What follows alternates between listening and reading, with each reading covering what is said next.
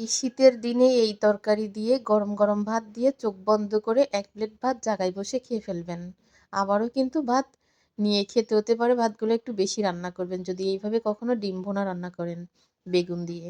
তো আজকে একদম সদ্য সদ্য টাটকা বেগুন দিয়ে কিভাবে ডিম দিয়ে ভুনা করি পুরা ভিডিওটা দেখেন। মানুষ কিন্তু ৩ জন, চাইলে কিন্তু আমি ৩ টা ডিম সেদ্ধ করেই ভুনা করতে পারতাম। তবে আমি সেদ্ধ করে খুব কমই ভুনা করি। কারণ আমার কাছে ভাজি করে ভুনা করলে বেশি মজা লাগে, সেই তরকারিতে স্বাদ বা ঘ্রাণও বের হয় অনেক সুন্দর। সেদ্ধ করে ডিম ভুনা করলে কিন্তু কখনো ঘ্রাণ থাকে না। তো আমি এখানে একটু ফোঁটা আদা দিয়ে সব রকমের মসলা দিয়ে ব্লেন্ডার করে সুন্দর করে কিন্তু মসলাটা কষায় ভাজা, ভাজা করে নিছি। নিয়ে তারপরে হচ্ছে ডিম ভাজি, বেগুন ভাজি দিয়ে ঝোলের পানি দিয়ে দিছি। যেহেতু সবকিছুই ভাজি, নরম জিনিস, বেশি একটা ঝোলের পানি দেওয়া লাগবে না। একদম শুকনা, শুকনা করে নামায়ে জিরার গুঁড়া দিয়ে দেব।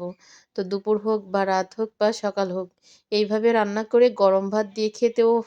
সেই স্বাদ।